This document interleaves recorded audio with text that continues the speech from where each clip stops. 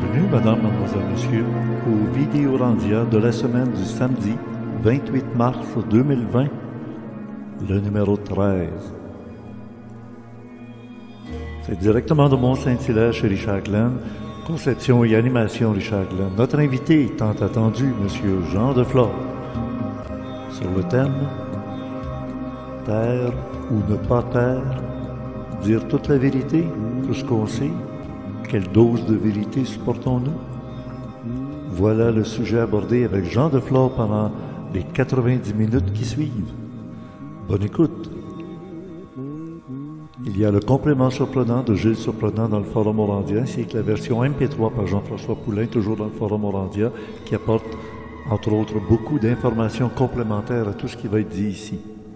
Et je vous rappelle qu'il y a le 4e congrès ésotérique de Montréal, l'évolution cosmique de l'humanité, sur le thème cette année, spiritualisation de notre humanité. Notre vaisseau spatial est aux prises avec un ennemi commun à tous les passagers. C'est un moment de réflexion ultime.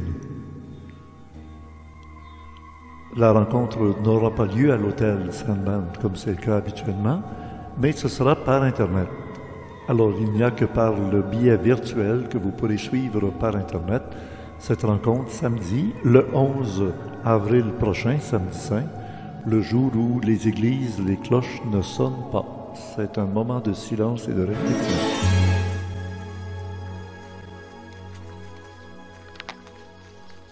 Oui, j'ai pensé rencontrer Jean Deflore via Skype, évidemment, à l'extérieur. Pourquoi pas, avec une si belle journée ensoleillée de printemps, alors qu'on est obligé d'être confiné dans nos maisons.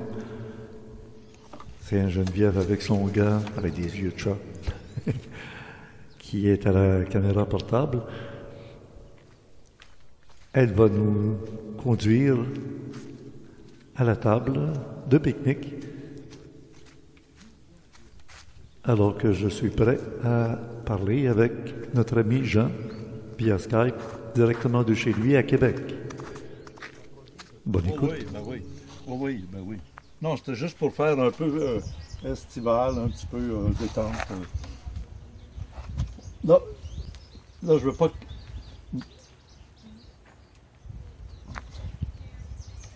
Non, j'ai pas pris de Corona. Justement, je vais montrer aux gens que je vais me faire ma mixture du printemps comme à tous les ans. Avec de l'eau, du sirop d'érable. Geneviève est en train de... Parfait. OK. Je suis en stand-by. Et voilà. Alors, je ne l'ai pas mis dans la bouteille parce que je me disais, si je le mets dans la bouteille, les gens vont penser que je bois de la Corona pendant qu'on fait un entretien. Mais là, évidemment, ça ressemble un peu, hein. Nous autres, on a notre Corona magnifique à tous les printemps, l'eau d'érable et le sirop d'érable. Alors oui, Jean est avec nous. On va faire un entretien un peu spécial. Il voulait faire quelque chose de court, de 10-15 minutes. J'ai dit, écoute, on prend-tu le temps de vivre un peu pendant qu'on peut? Et même dehors, à l'endroit où on fait les feux de camp, Geneviève a pu tourner la caméra vers l'endroit où habituellement on fait nos feux de camp. Vous reconnaissez l'endroit sans doute, avec la haie de cèdre en arrière. Et on entend des oiseaux. On est en plein printemps. Alors oui, ça va être une émission importante et très spéciale. La pandémie. Prêt pour la prochaine pandémie? Québec Science, octobre-novembre 2019. Le magazine Philosophie Magazine pour février 2020. Donc, c'était déjà commencé. La collapsologie. Et vous, croyez-vous à la fin du monde? Il y a des gens qui savent peut-être, ou qui ont une bonne intuition, même si on dit que c'est des scientifiques, ils savent se servir de l'intuition. Appelons ça comme ça. En science, je ne suis pas sûr qu'ils savent beaucoup de l'intuition, d'après ce que j'ai entendu dire. C'est en laboratoire, puis l'intuition, ça se pèse pas, ça se mesure pas. Voilà. Alors, je suis avec Jean. En direct de Québec, notre Jean de Flore qui est en Floride pour encore un bout de... Non, qui est à la fleur de lys du Québec.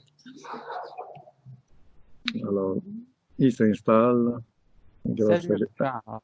J'y Ben suis. oui, ben voilà, j'y suis, c'est pas Jésus, Jésus, non. Écoute, on fait ça le vendredi. De quelle date déjà? 27 mars 2020, 2h35 de l'après-midi. Bon. Donc, si la fin du monde arrive après ça, ben, ne nous en voulez point.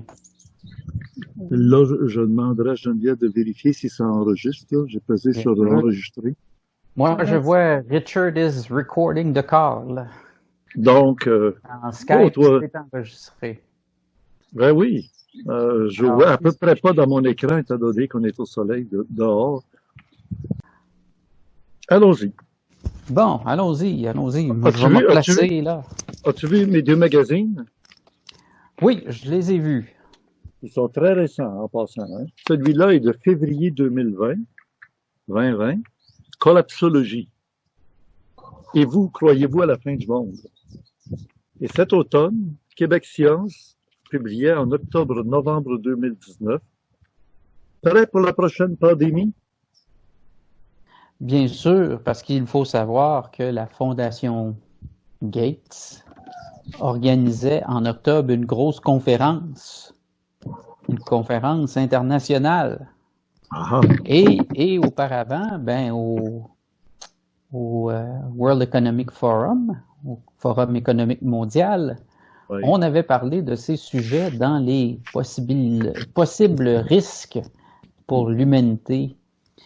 Et puis, ce qui est très peu connu, mais que True News aux États-Unis ont mis en évidence, c'est que dès octobre, comme par hasard, la pandémie avait déjà commencé, le virus avait déjà commencé à se propager en Chine.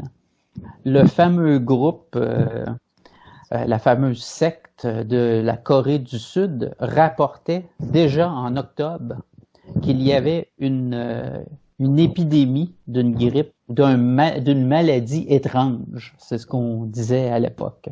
Est-ce qu'ils étaient directement visés, cette secte-là, ou c'était plus général? Alors là, on ne sait pas. Est-ce qu'ils étaient un des vecteurs de transmission ou ils étaient tout simplement au bon endroit au bon moment? Ça, l'histoire ne le dit pas pour l'instant. Arrête-toi, on dit pas ça, on dit ils étaient au mauvais endroit, au mauvais moment. Ça dépend de qui, ça dépend du point de vue. Oui, d'accord. Oui. Pour ceux qui publient ces magazines qui font partie de l'establishment des communications, comme on l'a déjà expliqué dans des vidéos Randia précédents, alors les médias, ils sont pas au service de nous informer. Hein? Ils ont deux buts. Un, sont des services de renseignement pour les groupes d'élite et ils ont pour but de nous manipuler dans une direction ou dans l'autre. On appelle ça le predictive programming, la programmation orientée. Alors là, ça fait 6 ans qu'on collabore, Richard. L'autre fois, je suis allé regarder ça un petit peu. Là, on avait commencé en 2014. Oui. Et là, Gilles va mettre en lien dans le complément surprenant toutes les interventions importantes que tu avais faites, qui étaient en général l'émission où tu étais le seul invité, où tu consacrais toute l'émission. Alors, on va toutes les avoir en dessous, comme la semaine dernière, Gilles a placé toutes les interventions de Jérôme sur le survivalisme l'automne dernier. Alors, ça va être. Il y en a même qui sont plus en ondes parce qu'ils étaient sur ton compte Vimeo et puis je crois pas que tu les aies remis, n'est-ce pas? Je peux toujours les retrouver parce que, évidemment, si Vimeo l'a eu, il a fallu que moi je la fabrique. Moi, exact. Je me souviens qu'on les a sauvegardés une fois que je suis allé chez toi. On a fait des copies de tout. Parce que c'était Jean-François qui payait pour le compte de ses fonds personnels. Fait que c'est normal à un moment donné qu'il y a une dépense récurrente à chaque mois.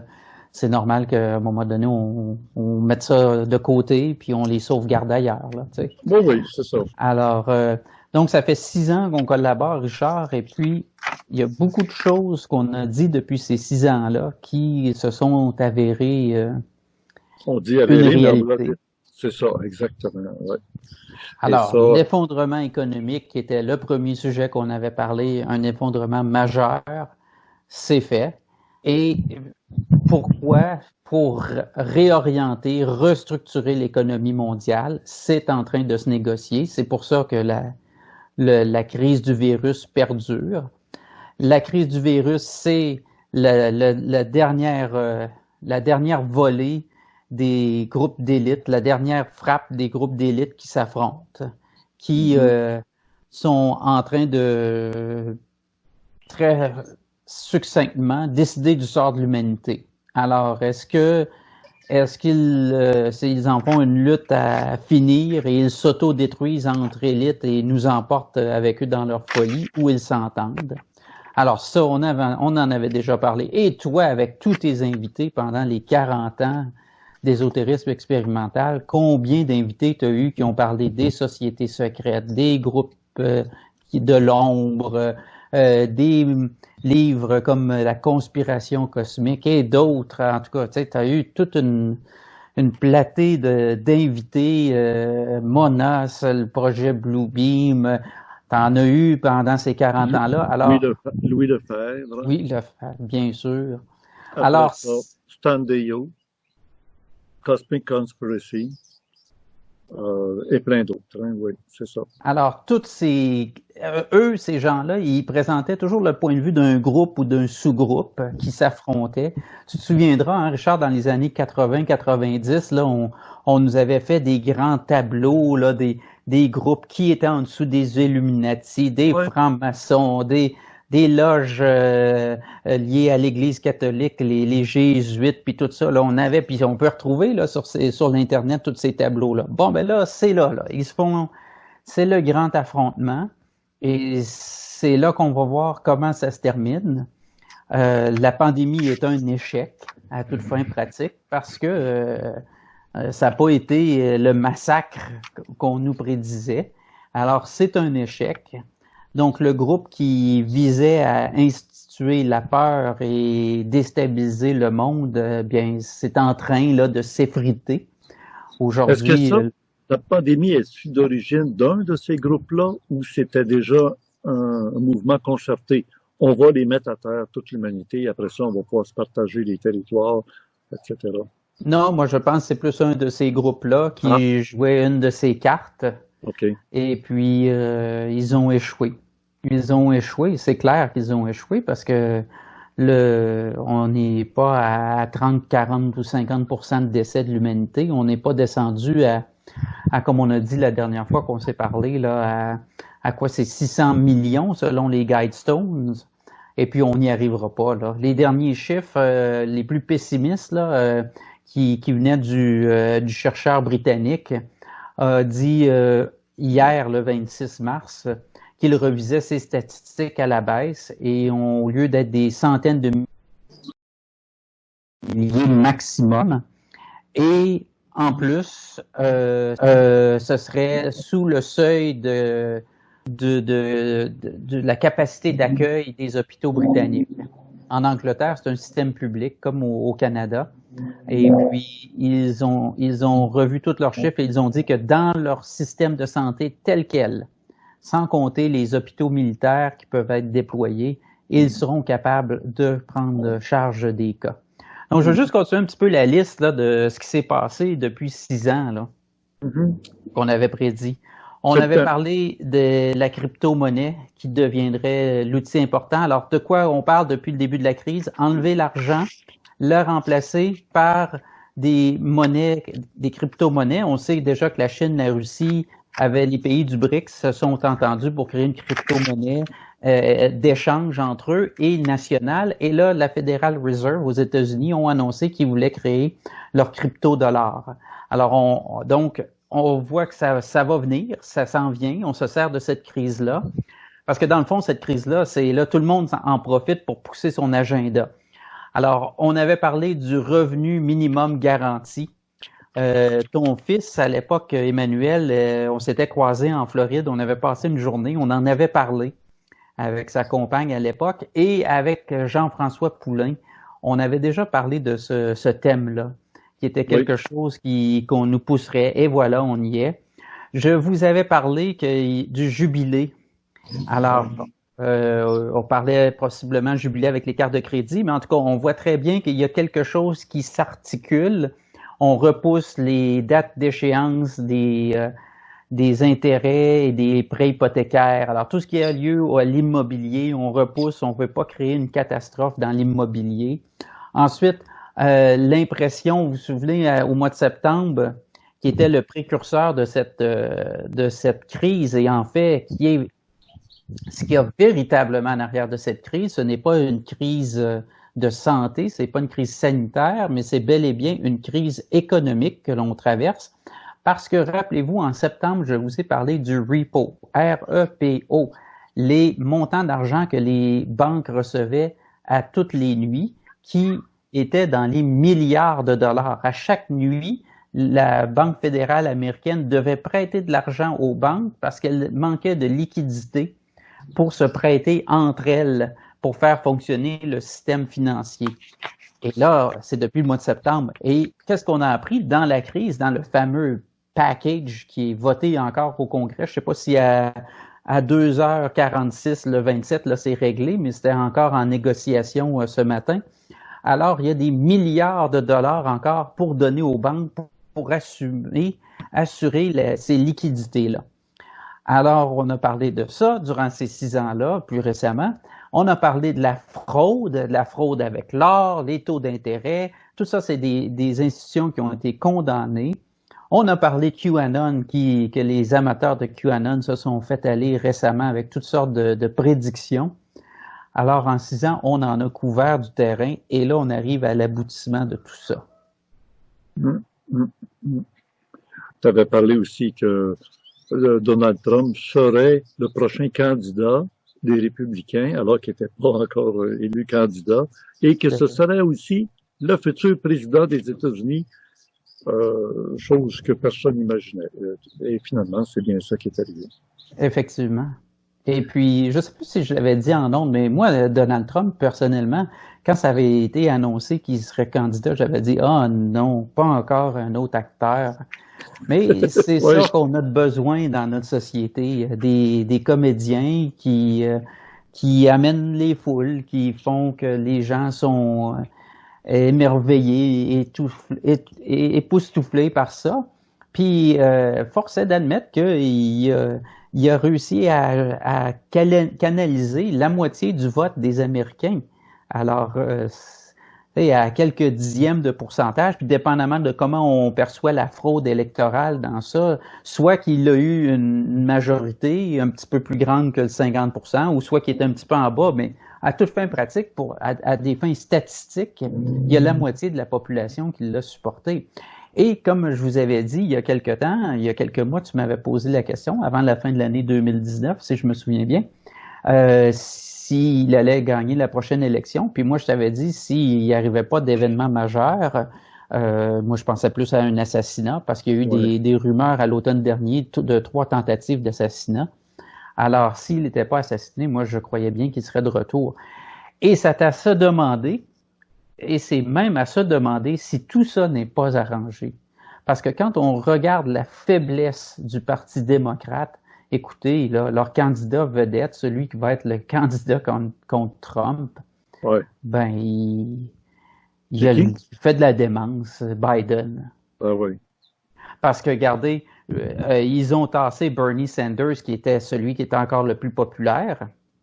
Alors, Bernie Sanders a plein de problèmes. Sa femme est corrompue, s'est fait prendre dans des histoires de fraude avec son université. Lui-même a plusieurs propriétés, alors qu'il prêche de vivre dans le partage. Et comme tout bon socialiste, ben, il faut partager les ressources de tout le monde parmi ceux qui nous dirigent, et non pas avec toute la population. Ça, il nous le dit jamais, mais en tout cas. Alors, lui-même, il est millionnaire. Alors, il faut se demander comment il est millionnaire. Ah oui, il est millionnaire parce qu'il écrit des livres, mais des livres que personne n'achète. Alors, il faut se demander comment ça qu'il y a des éditeurs qui sont prêts à mettre des millions de dollars dans des contrats de livres, sachant très bien que ces contrats de livres-là, ces livres-là, une fois imprimés, ils vont être brûlés. Ouais. Alors, je vous donnerai juste un petit cue, là, comme on dirait dans la production vidéo, cue. Alors, ça s'appelle du blanchiment d'argent. C'est de l'activité criminelle, ça. Alors, c'est une façon dont on s'arrange pour faire des contrats pour faire passer de l'argent à quelqu'un. Si je me permets une petite incartade ésotérique, Oui, vas-y. Bernie Sanders, son surnom, c'est Mr. Burns. Mr. Burns, c'est celui qui est le monsieur là, qui est dans les Simpsons, là, tu sais, là, Oui, qui fait Mr. des Burns. manigances. Ouais, tu sais, bon. Directeur de l'usine nucléaire. Alors, rappelons aussi que dans les Simpsons, il y a eu une scène où on voit un président cheveux blonds qui descend un escalateur, un escalier mobile. Il y a quelqu'un qui fait la louange du personnage et qui échappe sa pancarte en même temps. Et pourtant, dans cette scène-là, on la retrouve dans les Simpsons et elle est arrivée après que Donald Trump a été élu président des États-Unis. Bien des années avant, on avait fait le cartoon et après, ça s'est réalisé. Eh Il y a oui. les fameuses cartes Illuminati, là, les jeux de cartes Illuminati, là. Il annonçait des choses avant le temps. Là. Il annonçait le World Trade Center qui était pour être frappé, qui s'écroulerait, le Pentagone qui serait frappé. Écoute, là, on joue à 3 niveaux. Il y a le niveau populaire, presque populiste, là. Les médias conventionnels s'amusent là-dedans, nagent allègrement dans les drames, dans les scandales, dans tout ça. Arrive un autre niveau où, là, on commence à savoir qu'il y a des, comme tu nous l'as expliqué, il y a des forces en jeu, des compétitions, on veut prendre le territoire, on veut prendre l'hégémonie sur la planète. Et quand tu as dit, ça me fait froid dans le dos, quand tu me dis, écoute, ils vont peut-être réussir à s'entendre, ces 3 gangs-là. Lesquels? C'était les mondialistes, les nationalistes ou les technocrates. C'est ça. Et dans les 3, s'ils finissent par s'entendre pour posséder le monde, on est fait, pas à peu près.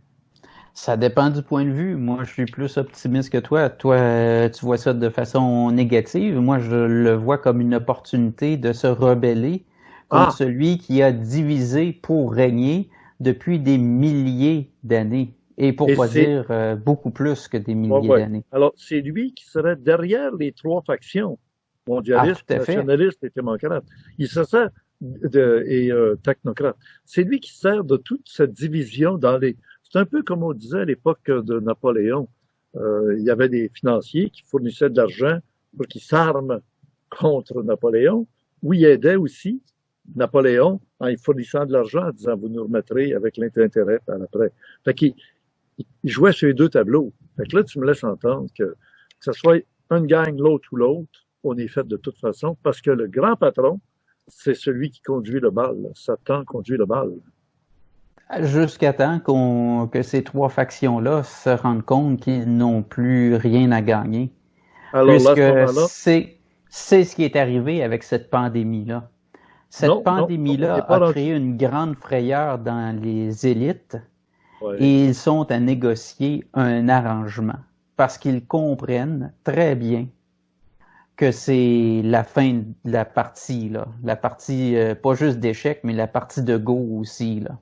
Si ils continuent dans cette voie-là, c'est leur fin, parce qu'ils vont s'anéantir. Et il n'aura plus de contrôle du futur pour eux, là.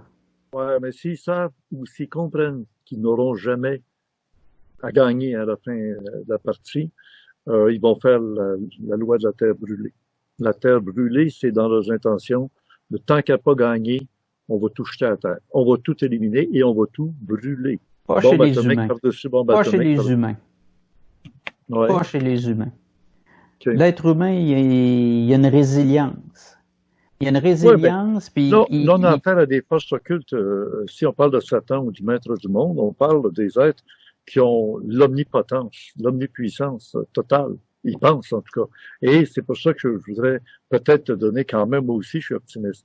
Parce que, et puis même, je te dirais qu'il y a des tribus, là, qui souhaitent que les événements soient provoqués pour que ça provoque les réalisations des prophéties. Et alors que tout semblera perdu, clang, le Messie, le retour du Christ, le Maitreya qui revient, que ce soit ce que ça voudra, on est sauvé alors que tout semblera perdu. Mais on n'a pas fini d'y goûter, là, ça ne fait qu'à commencer. Ben, si tu es d'obédience juive, tu vas vouloir amener toutes les calamités sur la terre, ça c'est certain, pour pouvoir après ça enchaîner le reste de l'humanité comme étant tes esclaves. Mais il y a d'autres avenues. Ne perdons pas de vue que Netanyahou a été déplacé du pouvoir. Ce n'est pas lui qui va créer le prochain gouvernement en Israël. C'est le général. Le général va faire le nouveau gouvernement et il est sous inculpation. Et bien qu'il représente que le visage d'une faction, c'est dire que cette faction-là, elle est bel et bien attaquée. Et Le général, et c'est pas pour rien que l'attentat du virus est un échec. Ouais. Parce qu'ils ont été mis en échec. Ils ont été mis en échec par les deux autres factions. Et là, la question, c'est est-ce qu'on s'entend ou pas? Et s'ils s'entendent, eh bien, ils vont venir à réalisation qu'ils ont été manipulés par la même entité depuis des millénaires, comme je l'ai bien dit. Et l'humanité a un choix. Et c'est une règle implacable de l'humanité, de l'univers. À chaque fois, les humains ont eu un choix. Ils doivent être informés et faire le choix. S'abstenir d'agir est un choix. Mais agir est un choix et on a toujours été informés. Les prophéties, c'est des panneaux sur le bord de la route. Virage en épingle. Alors on est informé. On a le choix de réduire notre vitesse, on a le choix d'accélérer, on a le choix de se fermer les yeux, on a le choix de placoter puis regarder à côté, ou bien on a le choix de regard sur la route et d'être vigilant et de prendre les mesures. Alors c'est là qu'on est. Toi, Richard, tu nous dis que on risque de se faire une sortie de route. Moi, je te dis, c'est un moment de vérité. Oui, c'est une possibilité qu'on fasse une sortie de route, mais il y a une prise de conscience à tous les niveaux. Et c'est pas un hasard qu'il y a plein de célébrités pas juste dans le monde artistique, là, des célébrités de notre planète, qui se ramassent avec le coronavirus. Moi, je vais vous demander combien de personnes, vous, personnellement, que vous en connaissez, qui ont été testés, qui ont le coronavirus. La majorité, zéro. Ben, moi, j'en ai eu une, en tout cas, elle dit, c'était comme si c'était un bulldozer qui me passait sur le corps. J'étais sur le bord de se dire presque qu'elle souhaitait mourir plutôt que de continuer à souffrir si ça avait été pour être longtemps. Après 3-4 jours, elle s'est lentement remise. C'est quelqu'un qu'on connaît très bien, qu'on a vu déjà dans les émissions, mais c'est personnel, alors on n'en pas son nom, mais ouais, en effet, il y en a. Bon, oui, il y en a qui... Mais une très petite minorité, comme toutes les autres maladies infectieuses qui se propagent. Oui, mais je dirais un peu comme, connais-tu vraiment quelqu'un qui a gagné 1 million à la loterie? Il y en a beaucoup qui connaissent des gens qui ont gagné 1 million à la loterie? Pas beaucoup, hein? Moi, j'en connais beaucoup qui ont gagné la loterie du cancer et qui en sont morts. Ouais, OK. Ouais. Beaucoup plus que ceux du coronavirus. Ah, ben oui, définitivement. Ouais. Et de d'autres maladies. Alors, c'est pour ça qu'il faut remettre les choses en perspective. Moi, écoute, Richard, les gens sur mon canal Telegram m'ont écrit, m'ont demandé comment tu vis ça, ça se passe pour toi. Ben, moi, je te réponds très positivement parce que sur mon canal Telegram, j'ai mis beaucoup de nouvelles positives qui démontrent le cheminement que je viens de te partager dans mes réflexions, qu'il y a une prise de conscience à tous les niveaux, dans tous les secteurs, les sphères de la société. Et puis, on l'a bien senti, là. Ceux qui veulent être dans le négativisme dans cette crise-là sont dans le négativisme. Ceux qui veulent vivre ça différemment, c'est la scission dont on parlait là, depuis des années. Là. 2 groupes d'humanité. Là. Ceux qui sont dans les choses superficielles, puis ceux qui sont plus dans d'être branchés, de faire une démarche. On l'a vu là-dedans. Là. Les gens branchés, il y en a qui ont fait des réserves. Donc, physiquement, ils étaient en sécurité. D'autres, ils sont pas inquiétés parce qu'ils ont dit, ben moi, ça me concerne pas. Je réduis mes contacts sociaux, puis je ne fais pas toucher. d'autres qui ont dit, ben moi j'ai un bon système immunitaire, d'autres qui ont dit, je vais prendre les moyens. Alors, on a vu dans cette crise-là les gens où ils campaient. Et c'est ça. Et ce qui est intéressant, c'est que moi, ce que je vois, c'est que des gens qui étaient pris dans la course, la frénésie qu'on a parlé il y a 2 ou 3 vidéos de tout ça, ben là, il y en a qui viennent nous rejoindre, qui sont en train de lâcher ça puis de dire, hey, on passe du bon temps en famille. Il y en a que oui, c'est la crise. Ben oui, ils chicanent. Ben oui, parce qu'ils ont laissé dégénérer les choses pendant des années. Mais il y en a d'autres qui se redécouvrent. Il y a des jeunes qui lâchent les jeux vidéo, qui s'en vont jouer dehors. Plein de jeunes qui jouent dehors dans mon quartier. Il y a plein de monde qui prennent des marches, qui ont le sourire.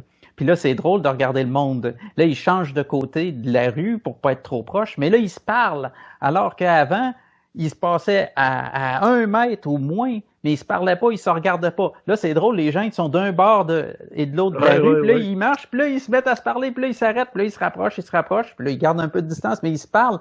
Ce qui se passait jamais avant. Alors, si vous trouvez pas qu'il y a des bonnes choses qui se passent dans ça, vous sortez à l'épicerie, tout le monde se parle. L'autre fois, j'étais au bureau de poste dans la file, 2 fois dans la même semaine, tout le monde se parlait. C'est incroyable, c'est extrêmement positif tout ce qui se passe. Si je veux pas être négatif, je suis mieux de me taire. Parce qu'évidemment, il y a d'autres choses. Il y a d'autres choses qui se passent en même temps. C'est comme sur le Titanic, il y en a qui continuaient à danser dans la salle de bal pendant que le bateau cantait. Moi, je suis pas de cette opinion-là. Je suis plutôt de l'opinion contraire. On est en train de fermer les écoutilles pour pas que l'eau se propage partout dans le bateau, puis on est en train de colmater les fuites. Je suis de l'opinion totalement contraire. Je crois que les forces anti-humanité sont en déroute actuellement. Est-ce qu'elles reviendront et tenteront un grand coup parce qu'elles ont perdu leur mainmise sur l'humanité? Peut-être, mais s'ils interviennent, s'ils osent intervenir de cette façon-là, ben là, il y aura l'intervention des autres parties. Et là, ben là, ils vont manger la raclée de leur existence. Parce que la loi de l'univers aura été violée, celle de laisser le choix à l'être humain. Et ils nous auront donné un choix, on aura fait un autre choix, ils ne l'auront pas aimé, ils auront voulu nous asservir comme ils l'ont déjà fait dans le passé, et c'est ce qui va amener l'intervention. Attends un peu, là. Pourquoi qu'au Moyen-Âge, ils ne sont pas intervenus quand un tiers de l'humanité a disparu par la peste? Pourquoi ils ne sont pas intervenus durant la Deuxième Guerre mondiale quand il y avait des camps de concentration qui éliminaient une population?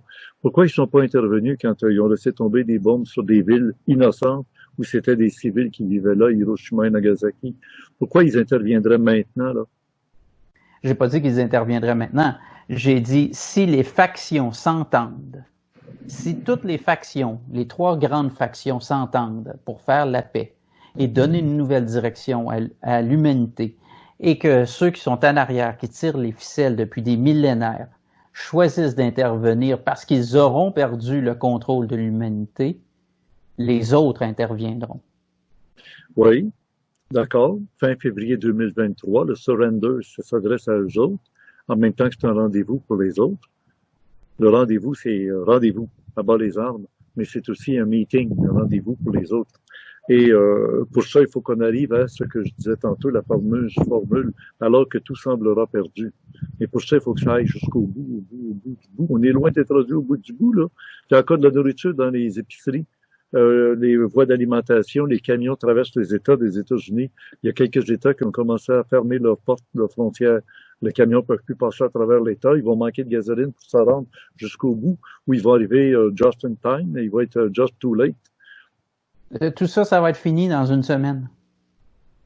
Je te le souhaite, Jean, que tu le vois comme ça. Disons tout que ça sera fini dans une semaine. Dans une semaine, on aura les résultats de 10 000 tests qui auront été faits dans l'État de New York.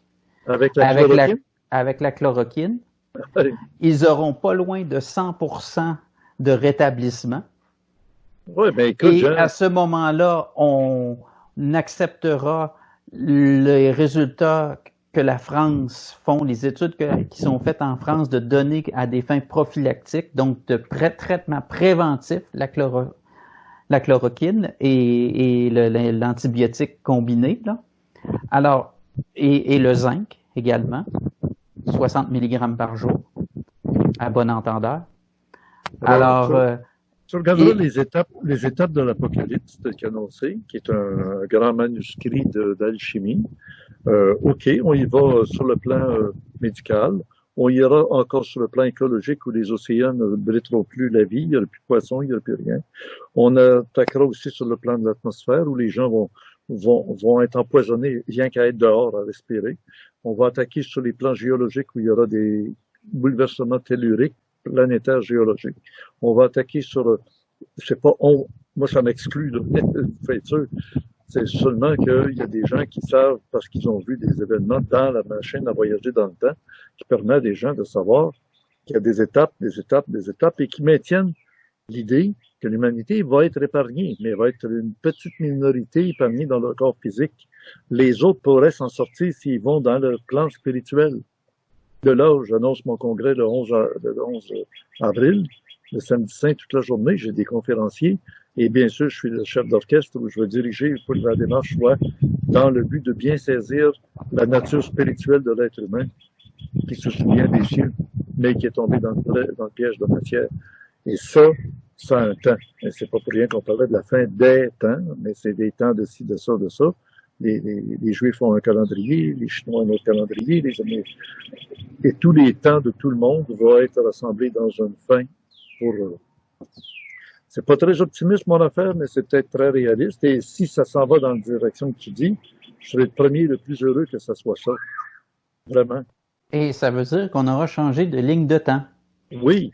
Que on se comprend là-dessus. Le panneau virage en épingle, on aurait été assez brillant pour réduire notre vitesse et jeter le regard sur la route. Plutôt que de placoter la musique forte et puis de regarder partout, ben on aura fait ce qu'on aura fait. Ou qu'il y aura même une intervention avant, soit trop tard, de civilisations qui ont vécu des étapes très semblables à ce qu'on est en train de vivre, de commencer à vivre, et qui vont vouloir aider l'humanité d'une manière directe et indirecte. C'est ça là, qui est très intéressant de voir que on dit même, tiens-toi bien, qu'il y a des virus qui ne s'attaquent pas à certains groupes sanguins. Hein? Le O positif, O négatif semble être beaucoup moins victime du coronavirus. Il y a quelque chose qui est comme une arme on choisit, j'allais dire une arme raciale. Là. On veut faire disparaître certains groupes. Louis Lefebvre avait déjà déclaré quelque chose exactement dans ce sens-là. T'en souviens-tu? Oui, mais M. Lefebvre faisait partie d'une des factions. Plus on va attendre, pire ça va être. On va attendre plus qu'ils vont être nombreux comparé à nous. C'est qu'il y a d'autres façons de contrôler par des maladies comme le sida, etc. Il y a d'autres maladies. Aux États-Unis, dans le moment, sont en train de développer des super microbes qui sont plus gros. C'est pratiquement comme des cellules humaines. Alors, ces microbes-là, ils seront très résistants. Et on va les envoyer, mettons, contre un pays. C'est seulement certaines personnes qui ne possèdent pas certains gènes ou qui possèdent certains gènes qui pourraient être affectés par ces microbes-là. Comment nous autres, on peut être protégés? On a de l'aide à Oui, mais supposons qu'on est des Blancs. Oui. Bon, des Ariens. Maintenant, les Chinois ou les Nègres ont certains gènes qui fait la coloration, qui fait la texture des cheveux, etc. Ils peuvent développer un microbe qui va s'attaquer seulement aux personnes qui possèdent ces gènes spécifiques-là. C'est beau ça, on a besoin du bon bord, hein? Ça, c'est voulu, ça. Ils peuvent faire disparaître des populations entières aujourd'hui par la génie. Génétique, c'est-à-dire. Oui. Géniotechnologie. Oui, mais M. Lefebvre faisait partie d'une des factions. Oui. Oui, très la affiché d'ailleurs. Qui n'a pas pris fin à la Deuxième Guerre mondiale, qu'on a rebaptisé et qui a revécu, mais sous un autre ciel. Oui, on dit même qu'actuellement, c'est en train de se finir la Deuxième Guerre mondiale et on entre dans la Troisième Guerre mondiale. Et c'était la première arme, l'arme bactériologique, parce que dans les dernières armes, ben, c'était le World Trade Center, c'était détruire Saddam Hussein, Kadhafi, etc. S'attaquer à des gens qui possédaient des fortunes en or. Et on a récupéré de l'or pour le remettre à Fort Knox. Et ça, c'est une autre histoire. Moi, je ne crois pas qu'on rentre dans la Troisième Guerre mondiale. Moi, je crois qu'on rentre dans l'ère de paix. Je crois sincèrement qu'on rentre dans une ère de paix. Et les événements ne se passent jamais comme on l'anticipe. Jamais, jamais, jamais. C'est jamais de tes 40 ans, des invités que tu as reçus, ils ont tous amené des prédictions en l'an 2006, en 1990, en 2012. Ça se passe jamais comme prévu. Sauf que là, l'humanité ça a été un grand éveil, ce qui s'est passé. Et ça va changer bien des choses. Il a même été prévu qu'un jour, on dira sur l'humanité, paix, paix et sécurité, enfin. Et c'est à ce moment-là que la calamité va retomber dessus. Autrement dit, on nous donne 3 ans et demi, puis après ça, ça nous tombe dessus. On verra bien. On verra bien. Moi, je vais prendre les 3 ans et demi de paix. Je vais les prendre, puis je vais en profiter. Ils sont à la disposition de tout le monde, bonne volonté comme mauvaise volonté. Alors, on va être dans une période de paix. On aura compris qu'il fallait être un peu plus autonome. Il fallait moins se fier à un et à l'autre. Et il faut être capable d'utiliser son intuition, pour pas dire son côté spirituel qui est pas limité dans le temps et dans l'espace, mais qui est capable d'être en connexion. Toi aussi, tu as des intuitions.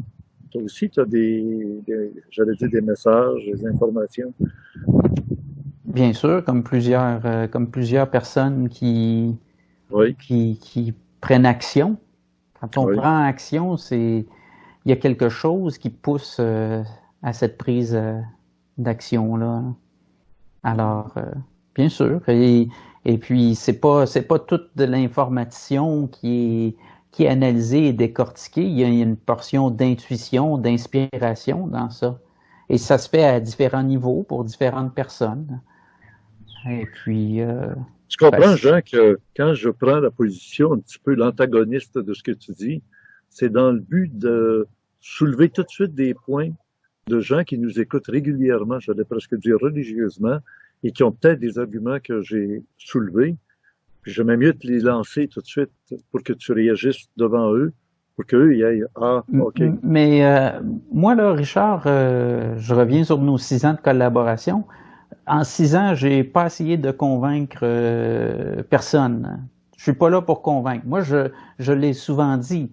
Je partage avec vous mes expériences et mes connaissances et justement les intuitions que j'ai qui me permettent de mettre tous ces morceaux-là ensemble.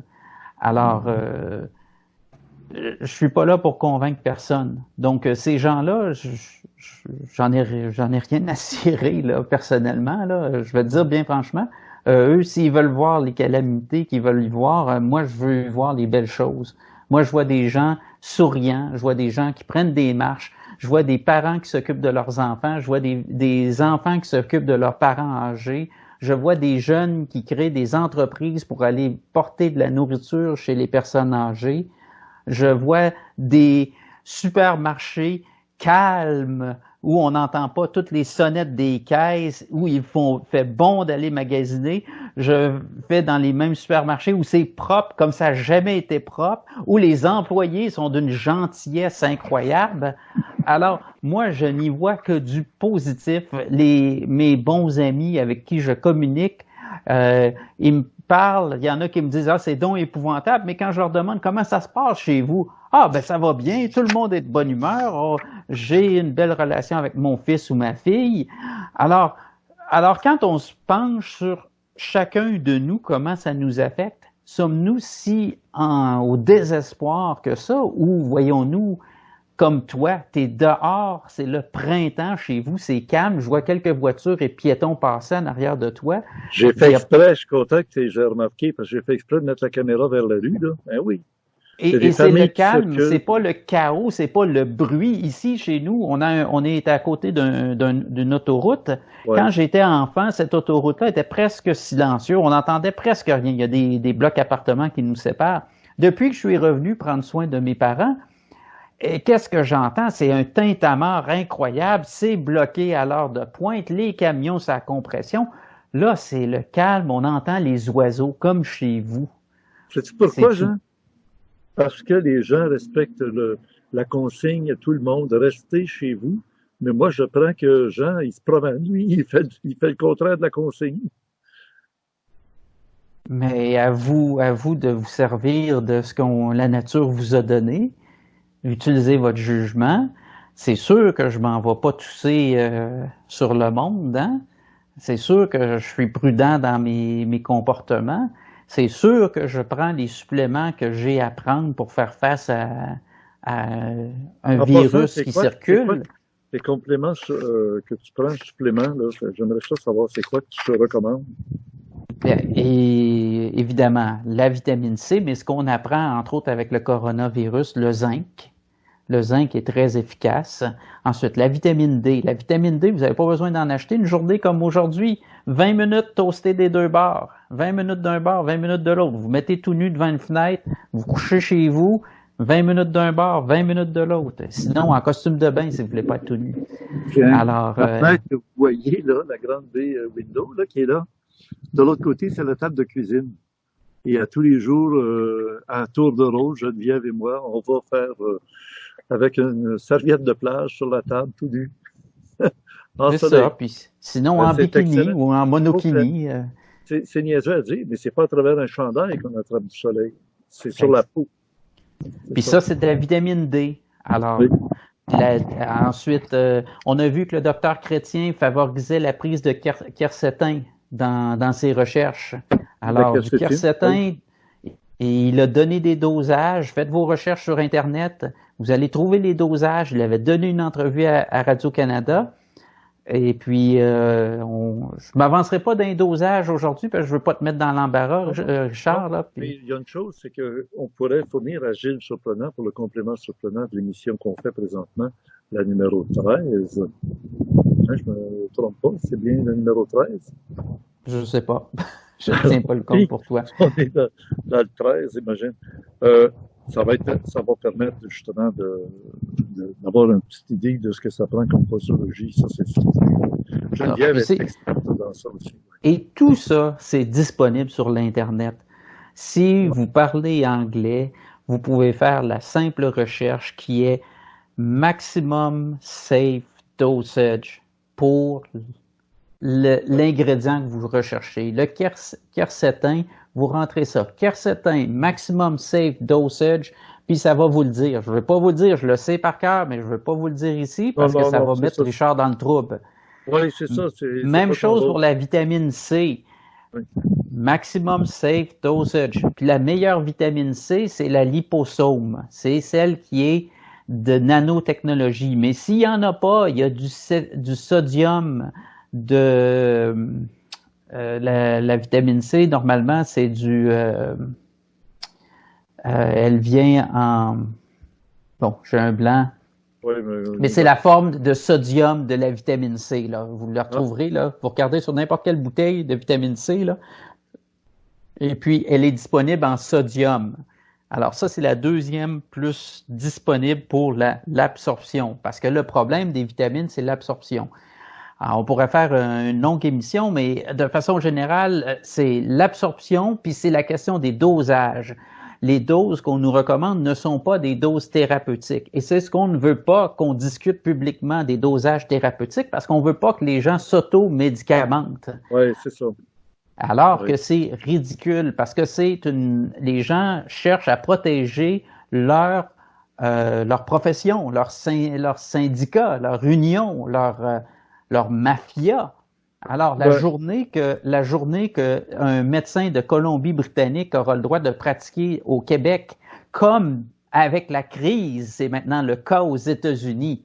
Il n'y a plus de frontières durant cette crise aux États-Unis. Un médecin d'un État peut pratiquer dans un autre s'il est certifié. Oui, oui. Quand est-ce que ça va arriver, ça, au Canada? Hein? On appelle ça de la médecine de guerre. Moi, je trouve qu'on appelle ça de la bonne médecine, qu'on appelle ça de la liberté médicale au lieu de la tyrannie médicale. Mais ça, encore là, c'est l'objet d'une autre émission, puis je voudrais pas qu'on se fasse censurer celle-ci. Fait qu'on va pas mélanger trop les sujets. Mais encore une fois, il se passe d'excellentes choses dans cette crise. Ah oui, absolument. D'excellentes. Moi, qu'un médecin d'un État puisse aller pratiquer dans un autre par télémédecine, qui est une autre chose qui est très positive, la télémédecine, on n'a pas besoin d'attendre 4 heures dans une salle d'attente d'un médecin à se faire tousser par-dessus par les autres clients pour être 10 minutes avec un docteur. Non, jamais de la vie. Alors, tout ça, ce n'est que des bonnes choses. Cette crise amène beaucoup de positifs. Et j'espère qu'on en gardera beaucoup de ce positivisme. Oui, ça serait un grand souhait pour tout le monde. Je t'amène sur une étrange de piste. Là, c'est drôle, le gouvernement a de l'argent, ça y tombe du ciel, je sais trop comment est-ce qu'ils fabriquent, là, ou les banques qui prêtent de l'argent, là, en tout cas. Ça a l'air que tout le monde va être obligé de rembourser des affaires, d'autres ne seront pas obligés de rembourser. Il y a comme une effusion de dons et l'impression d'argent. Oui, mais ils sont extrêmement généreux, les gouvernements. Hein. Et je me demande si Anguille sous roche, ça serait pas l'occasion, après, le peuple va devoir rembourser ou va avoir des dettes envers qui? Pas les banques, les gouvernements. Donc, les gouvernements vont dire aux banques, d'abord, c'est nous qui gérons la dette. C'est pas les banques qui vont gérer la dette. La dette est envers le gouvernement. Et il est grandement temps que l'argent revienne au peuple. Bon, justement. Alors, ça fait longtemps qu'on en parlait. Là, je pense que ça voit une qui passe, là. Je vois pas. Mais une chose qu'on avait dit, Richard, c'est que le système était cassé, le système était en faillite. Cette opportunité-là, c'est l'opportunité de mettre en place un nouveau système. Je l'ai dit en début d'émission. Oui. Alors, une chose qui est très importante de comprendre, là, un gouvernement, ça peut imprimer tout l'argent que ça veut. Oui. Tout l'argent que ça veut. Parce que c'est comme ça que ça marche. La question, c'est plus tu en imprimes, moins ton argent vaut cher. Évidemment. Mais ce que l'on dit jamais, c'est que moins ton argent vaut cher quand vient le temps de transiger avec l'extérieur de ton territoire. À l'intérieur de ton territoire, c'est toi qui détermines combien tu veux en imprimer puis que tu en as besoin. Alors, si Hydro-Québec appartient au Québec, au gouvernement, et que c'est le véhicule numéro 1 pour amener des devises étrangères. Et avec ces devises étrangères-là, exemple, des dollars américains, on se sert de cette réserve de dollars américains-là pour acheter des produits américains. Bien, à ce moment-là, on est riche parce qu'on a notre devise à l'intérieur qui fait fonctionner notre économie et on a nos réserves pour acheter les produits que nous, on ne produit pas. Ouais. Et c'est ce que le défi que rencontrent beaucoup de pays sous-développés. Et c'est pour ça qu'on assiste souvent dans les pays sous-développés au contrôle des monnaies étrangères. Et il faut que tu ailles à la banque remplir un papier, puis ça prend une semaine avant qu'on te donne ton argent étranger pour faire ta transaction. On le voit souvent dans les cas des gens qui travaillent en import-export. Bon, quand moi je faisais des affaires à Cuba, c'était le même. Tout était calculé, puis il fallait attendre. On avait une position dans le fil. Puis quand on était rendu à notre tour, ben là, l'argent US, ou ben c'était pas du US, c'était du canadien dans notre cas, à Cuba, là, c'était interdit du US. Alors c'était de l'argent canadien. Quand on était rendu à notre tour, ben là, l'argent canadien était transféré au Canada, puis là, nous autres, on pouvait shipper notre affaire. Bon. Mais histoire simple, c'est que l'argent, elle peut être émise par le gouvernement en fonction et devrait être émise en fonction de la productivité nationale. Le PIB. Une façon. Pardon? Le PIB. Oui, le produit intérieur brut. Exactement. Ah, oui. Et ça, on en avait déjà parlé à la première conférence que j'avais faite il y a 6 ans de ça. Oui. Alors, est-ce qu'il y a anguille sous roche? Oui, peut-être, mais peut-être pas de façon négative. Non, ça a l'air trop évident que ça va être le moment de la bascule où les banques auront plus le pouvoir qu'ils ont. Les banques privées, là, j'entends. Oui. Et la Banque du Canada, qui est aussi une banque privée, il ne faut pas l'oublier. C'est comme la Federal Reserve Bank aux Un petit peu États-Unis. différent, mais en tout cas. Oui, je comprends. Il y a des petites nuances, mais c'est sûr que Regarde, c'est pas derniers... Justin qui a le contrôle sur la Banque du Canada.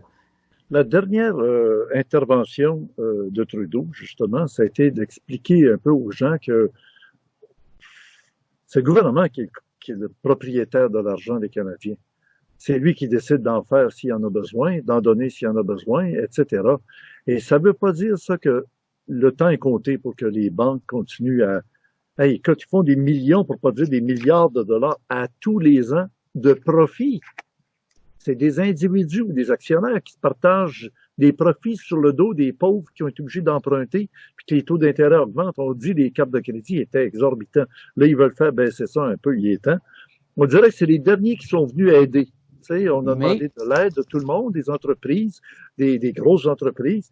Il y en a une que je me demande comment se fait, on ne l'a pas sollicité. Que ce soit Bell ou Vidéotron, là. C'est pas un service essentiel d'avoir la télévision, d'avoir l'Internet, puis d'avoir le téléphone. Il me semble que c'est un service essentiel. Comment ça se fait qu'ils ne baissent pas les prix de ça? Comment ça se fait qu'Hydro-Ontario a baissé ses tarifs d'hydro? Puis au Québec, Hydro-Québec qui appartient au peuple québécois, ils disent non, on ne baisse pas notre tarif, il est déjà très bas. Il y a quelqu'un quelque part qui dort sa Switch, ou encore une fois, il y en a qui tirent sa couverte jusqu'à la dernière minute. Hein? On va-tu les dénoncer, ceux-là? Là? Parce que Vidéotron, c'est installé, là, les fils, les poteaux sont installés, puis on nous a enlevé la télévision par UHF, VHF. Tu peux avoir une antenne pour capter quand tu n'es pas trop loin, ce qui est en 4K là, ou en HD, mais à part de ça, ça te prend le câble. Et on ne dit pas que le câble est un service essentiel, on ne dit pas que les factures du câble devraient être coupées des 2/3. Si tu me poses la question, comme tu me l'as déjà posé cette semaine, moi je dis c'est parfait. Débranchez-vous, vous allez sauver de l'argent, puis branchez-vous juste à l'Internet, puis vous allez aller voir des choses intéressantes qui vont vous concerner au lieu d'un paquet de patentes qui vous font juste perdre votre temps. Moi, ça fait longtemps que je n'ai plus le câble à la maison. Ça fait très longtemps, c'est en années. J'ai l'Internet, bien sûr, et je choisis ce que je veux. Mais ma facture n'est pas de 120, 130, 150, 200 $ par mois. Jamais de la vie. Es-tu autour de 40 $ pour Internet? Exactement. Illimité, à une vitesse qui est amplement suffisante pour répondre à nos besoins. C'est-tu les gros serveurs comme Bell ou Vidéotron? Moi, je fais affaire avec un revendeur qui m'offre une meilleure qualité pour un meilleur prix, mais ça passe sur les infrastructures de Bell et de Vidéotron. Évidemment. Mais allez voir là, la facture, une émission de Radio-Canada qui est disponible en reprise là, sur Tout TV. Et on peut attraper l'émission La Facture qui a justement fait l'analyse de ça coûte beaucoup moins cher en passant par les revendeurs. Il faut dire qu'au Québec, on est un des endroits dans le monde où ça coûte le plus cher l'Internet, avec le câble, avec l'Internet, avec téléphone cellulaire aussi, très cher ici au Canada. Très, très cher. Ouais. Écoutez, moi, j'ai gardé ma ligne aux États-Unis parce que c'est 40-45 $ illimité 4G. Illimité. Même ici au Canada et au Mexique. Et là, tu as dit une chose qui avait presque inaperçue. Mais débranchez-vous. Mais s'il fallait que tout le monde se débranche, là, je te jure une chose, les compagnies changeraient leur tarif. Hein. Bien sûr. C'est ça l'approche du peuple. C'est ça l'approche du peuple conscient qui réalise à un moment donné. Il y a quelque chose à faire, mais il faut qu'ils le fassent ensemble, tout le monde. Mais encore là, Richard, moi, je suis pas là pour, je reviens à ce que j'ai dit au départ, je suis pas là pour dire aux gens quoi faire ou prêcher ou essayer d'engager les gens dans une direction ou une autre. Moi, je fais nos émissions, nos échanges pour partager. Les gens en font ce qu'ils veulent. S'ils veulent passer à l'action, ben ils ont le choix. Puis là, tu m'ouvres la porte à parler de quelque chose. Tu as probablement vu sur mon canal Telegram. Il y a des gens qui, depuis que je fais des émissions avec toi, qui me disent quand est-ce que tu vas ouvrir ton canal? Puis là, ton canal YouTube. Et là, justement, c'est revenu avec la crise du coronavirus. Il y en a beaucoup qui comprennent pas l'anglais. Alors, il y en a qui, à chaque fois qu'on fait une émission ensemble, qui l'écrivent. Quand est-ce que tu vas faire ton émission? Tout ça. Je le vois, merci. Merci beaucoup, premièrement, d'aimer ce qu'on fait. Ça, je l'apprécie. Et puis, je pense que Richard aussi, ça amène du trafic à l'émission de Richard, tout ça. Mais la question, et c'est ça que j'ai mis dans mon fil Telegram à mes 90 quelques personnes qui me suivent, là, c'est très peu comparativement aux 3 à 5 000 qu'on rejoint sur les vidéos YouTube qu'on fait ensemble, Richard. Alors, moi, j'ai dit, pour que je fasse quelque chose, ça me prend de l'aide. Tu l'as souvent dit toi-même pour le Club Créé, ça te prend des abonnés parce que c'est ça qui te permet de payer ton Internet, parce que ça prend un Internet un petit peu plus robuste. Ben, moi, il me coûte pas loin de 200 $ par mois. Hein. Bon, alors après ça, à chaque 2-3 ans, il faut que tu fasses des achats importants d'informatique. On sait, les ordinateurs, c'est programmation obsolète. Ouais. Alors, après 3 ans, les pièces cassent ou ils sont plus à niveau pour faire les mises à jour puis tout ça. Donc, il faut qu'il y ait un revenu qui rentre. Donc, encore une fois, moi, je vous invite toujours à vous abonner au canal de Richard. Et ce que j'ai dit aux gens dans mon canal Telegram, puis j'en profite aujourd'hui pour le dire, si vous êtes intéressé, vous pouvez m'écrire à jeandefloride@gmail.com, Jean de Floride au complet, Floride, @gmail.com. Et ce que je veux savoir, oui, on a besoin d'argent, bien sûr. Moi, j'ai parlé de micro-paiements. Moi, je pourrais fonctionner avec des micro-paiements de 1, 2 ou 3 $ par mois. Et je suis certain qu'on aurait assez pour pouvoir couvrir les frais. Mais moi, c'est pas mon travail à temps plein. Moi, je ferai pas des émissions de plusieurs heures comme Richard fait. Alors, moi, ce que j'ai besoin, c'est de l'aide. De l'aide de gens qui vont être des recherchistes, qui vont me préparer des informations, qui vont maintenir mon site web, qui vont mettre la page sur mon site web, l'émission qu'on va faire, ils vont mettre le lien, qui vont mettre les liens qu'on va discuter sur la page web. Moi, si je n'ai pas d'aide, ce n'est pas mon travail à temps plein. Richard, il est retraité, il a une passion depuis 40 ans et il a tout un passé, une réputation, tout ça. Moi, je suis prêt à... Et maintenant, je peux te dire, je fais toutes les émissions, ou presque, seul avec Geneviève. Geneviève qui s'occupe, elle, de la relation avec les gens, c'est elle qui répond à tous les gens. Régulièrement, je lève le matin, première chose, elle allume l'ordinateur, y a-t-il des messages cette nuit? Ça rentre par le Club Créé, ça rentre par Gmail, glenufo@gmail.com. Et en dehors de ça, c'est moi qui fais des montages des émissions. C'est moi qui trouve les invités, qui fait des enregistrements comme on fait. Et il y a le forum aussi. Il faut surtout pas oublier Gilles Surprenant, qui lui rajoute le complément qui est indispensable pour la bonne compréhension de tout ce qu'on aborde. Et souvent, puis tu as le forum, Richard. Tu vas sur le forum, puis tu as déjà eu de l'aide sur le forum, je sais pas si tu en as encore. Écoute, moi, de ce que je sais, puis tes congrès, moi, j'ai connaissance que tu as au moins un groupe d'une dizaine de personnes qui collaborent avec toi.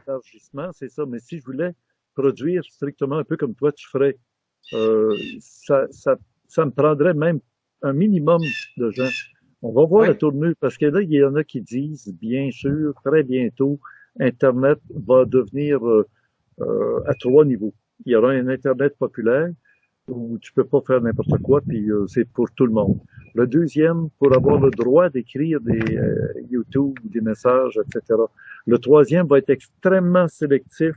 Si tu as un diplôme universitaire, si tu représentes un organisme, tu vas avoir le droit d'avoir des vidéos. Ça va devenir très, très serré, là. Ça sera plus libre comme on avait. On a connu les beaux temps de tout, là. Internet, moi, je me souviens au début. Les gens ne connaissaient pas encore Internet, mais tout était sur Internet. Ça a fini par devenir du deep, dark. En fait, je suis d'accord jusqu'à un certain point avec ce que tu dis. Oui, il y a comme un recentrement des canaux. C'est qu'avant l'Internet, c'était le Far West. Exactement. Ça, c'est quand on est parti des babillards électroniques comme America Online, Delphi et autres, les gens qui avaient un modem, les gens qui ont probablement plus de 35 ans, là, ça faisait bidim bidim boudum, puis là on se connectait. C'est ça, les BBS. Bulletin Board System, Bon. Alors là, on est parti de là, puis là, l'Internet s'est ouvert. À partir de là, il y a eu un transfert. Et là, c'était le Free for All, le Far West. Et là, qu'est-ce qui est arrivé? C'est que des services de renseignement, principalement l'agence, la CIA, ont fait des investissements massifs dans des compagnies comme Facebook à travers d'Incutel puis de YouTube, Google, et pour concentrer les créneaux, pour faire un programme qui s'appelait LifeLog. C'était un programme qui existait et LifeLog on a mis fin à LifeLog quand Facebook a été ouvert. Et ça, c'est un programme de surveillance. Et qu'est-ce qu'on fait là-dedans? C'est qu'on crée des centres d'achat. C'est un centre d'achat. Avant, on avait Main Street, puis les autres, la rue principale, puis les autres rues dans le village où on pouvait aller. Maintenant, on crée des centres d'achat, puis même on fait des Walmart. Avant, on avait le centre d'achat. Maintenant, on rapetisse encore. On s'en va chez Walmart, puis on a tout chez Walmart. Alors, c'est un peu ça, ce que tu décris. Oui, mais on peut continuer de trouver l'information et on va continuer de trouver. Tu sais que, Richard, les babillards, ils existent encore, hein? Les babillards sur Internet, là. Il y a encore plein de protocoles qu'on utilisait au début de l'Internet, mais les gens n'y vont plus parce que c'est plus pratique. Mais si toi et un groupe d'amis veulent s'en servir, c'est encore disponible. Ouais. Alors, c'est ce que tu dis. Il y a des niveaux. Alors, c'est sûr qu'il y a un discours au niveau populaire, qu'on va avoir des limites. Ça, c'est ce que YouTube nous force à faire, ce que Twitter, ce que Facebook nous force à faire. Mais il n'y a rien qui nous empêche d'avoir un site web ou un babillard comme toi, tu as, comme Orandia, forumorandia.com encore. Orandia.com. Orandia.com, oui. Bon, c'est forum.orandia.com, je crois, ton babillard. Et puis là, il y a toute des gens qui discutent de sujets qui sont pas nécessairement discutés dans les YouTube. Les gens qui viennent mettre des commentaires en bas du YouTube, c'est très important de continuer de les mettre. Les pouces en l'air, les pouces par en bas, c'est pas important, ça. Que vous soyez heureux ou pas heureux, mettez-les. Mais sachez une chose, si vous mettez des pouces par en bas, puis vous aimez pas ça, puis vous êtes tanné d'avoir des recommandations des émissions de Richard, arrêtez de mettre des pouces par en bas, parce qu'à chaque fois que vous écrivez quelque chose, vous dites à l'algorithme que vous aimez ça. Fait que plus vous mettez de commentaires, plus vous allez avoir des émissions de Richard. Mais tout ça pour dire que effectivement, il y a différents niveaux pour différents types de contenus. Et puis c'est pas plus grave que ça. Parce que si les gens sont branchés, sont connectés, sont ouverts, ils vont faire leur cheminement, puis ils vont trouver ce qui est bon pour eux. Puis les autres, ils en ont pas de besoin. Alors, c'est pas plus grave que ça. Puis ils vivent comme ils vivent. Puis c'est ça, la division. L'humanité est en train de prendre deux directions. Puis bienvenue dans notre gang, ceux qui voudront être heureux, puis ceux qui voudront être malheureux parce qu'ils n'ont pas la bonne paire de souliers fabriqués par des Chinois, des 50 000 Chinois qui sont dans le nord de l'Italie. Ah, c'est vrai, il y a 50 000 Chinois dans le nord de l'Italie. Je me demande bien comment ça qu'ils ont le record de COVID-19, eux autres. Hein.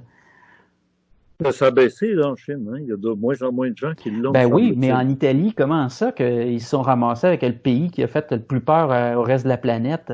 C'est parce que les usines de Louis Vuitton, là, puis les autres pareils, là, dans une seule compagnie, il y en a 50 000 Chinois qui, comme par hasard, viennent toute la province de Hubei. Comme par hasard. Ah, qui travaillaient en Italie. Ah oui, dans des manufactures en Italie. C'est vrai que je vous ai pas parlé de la nouvelle route de la soie au cours de la dernière année.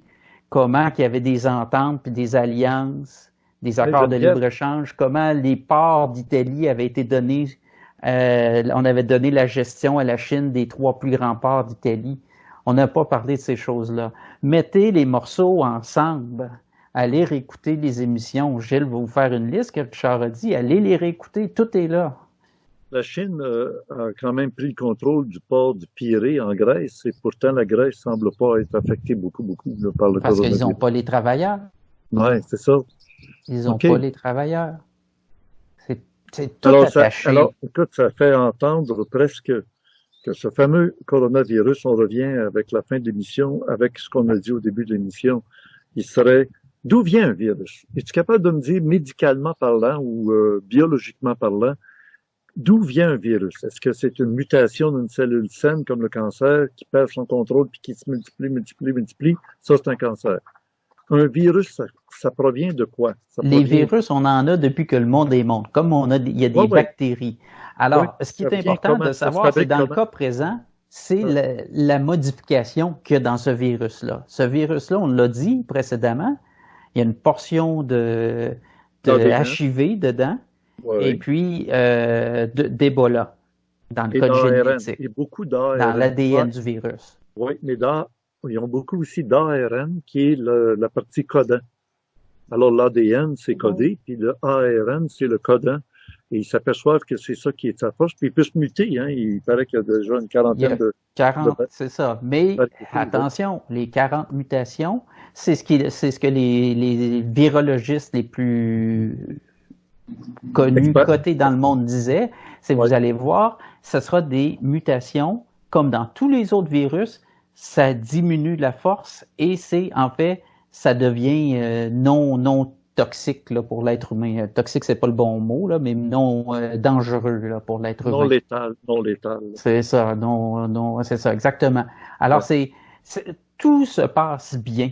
C'est comme si il y avait eu une intervention pour faire en sorte que ça devienne un pétard mouillé. Je dis pas que les gens qui vont mourir, c'est pas une tragédie, là. Ouais. C'est pas ça. Encore, vous savez, j'ai eu des décès, nombreux décès, qu'il y en a que je vous ai même pas parlé au cours des dernières années dans ma famille. Mais ce que je vous dis... Pas de ça, là. Attention, pas Non, pas de ça. Non, pas de ça. Mais ce que je vous dis, c'est que j'ai beaucoup de compassion pour ces gens-là. Mais ce que je vous dis, c'est que la majorité de cette pandémie-là, c'est un pétard mouillé à se demander, toi qui aimes les interventions, s'il n'y aurait pas eu une intervention pour justement rendre ça un pétard mouillé. Ou que ceux qui ont voulu fabriquer le fameux virus pour faire partir, pour qu'il reste seulement 500 millions d'êtres humains sur la Terre, qui ont été mal informés pour qu'ils fassent un virus qui soit pas aussi efficace que ce qu'ils auraient voulu faire. Tu te rappelles, dans les années 70, l'Union soviétique avait créé un Concorde, un avion Concorde, presque une copie conforme. Oui. Et tu te souviens qu'ils avaient aussi créé une navette spatiale quasiment conforme également. À celle des Américains. À celle des Américains.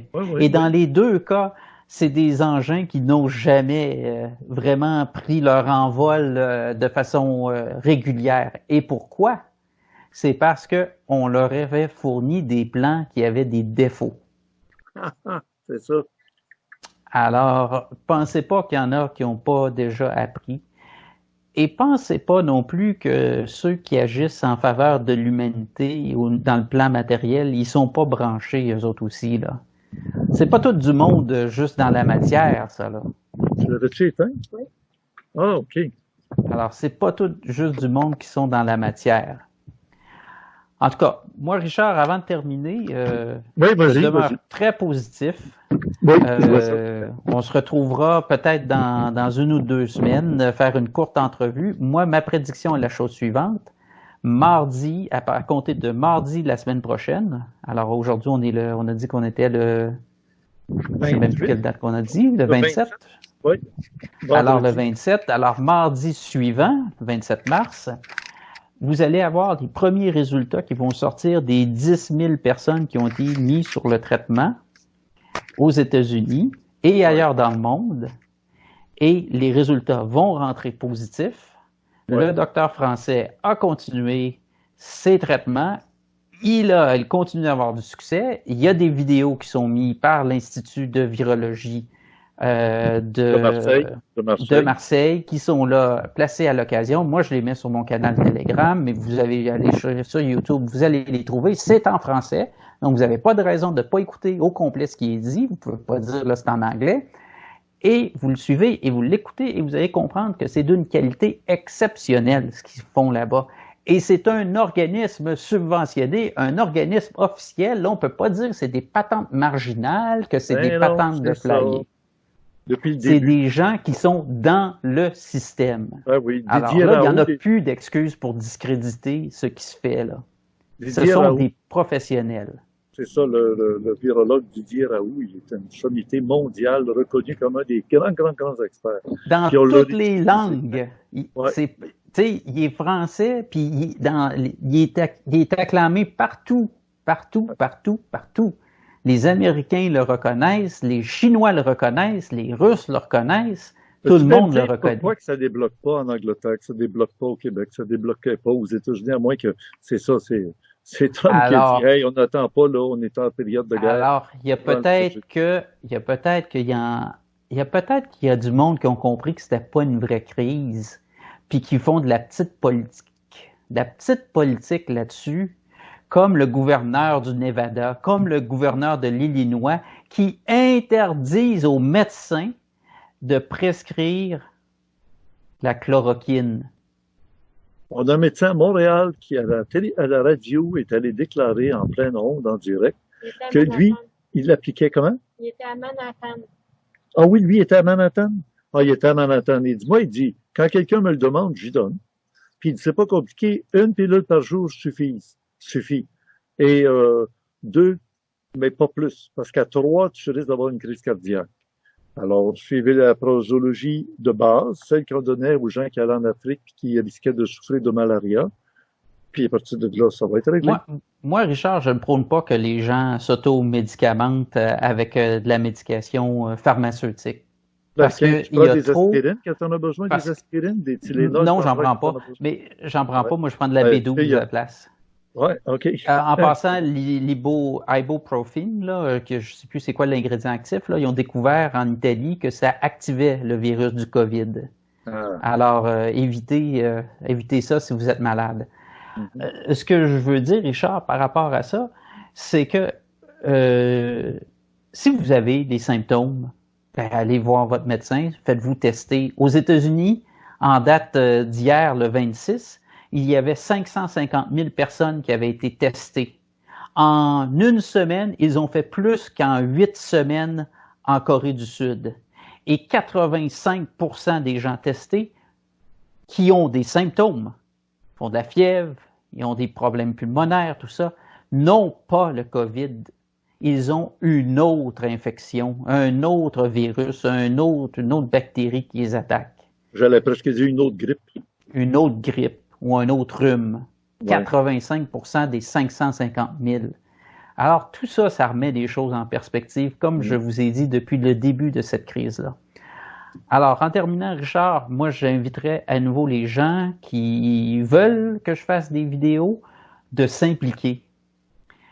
Comme Richard vous a souvent demandé, impliquez-vous en me soutenant avec le club créé, puis je vous invite encore à le faire, ben, faites-moi signe, pas juste d'un intérêt financier, parce que oui, il faut payer là, les plateformes puis tout ça, mais moi, j'aimerais bien voir s'il y a des gens qui sont prêts à embarquer avec moi puis m'aider à faire des trucs, site web, du graphisme, des petites images, comme Richard il fait, là, il met sa petite image avec toutes les photos, les titres de quoi ça parle. Bon, toutes sortes de petites choses comme ça qui demandent 1 heure, 2 heures de travail par semaine. Êtes-vous prêts?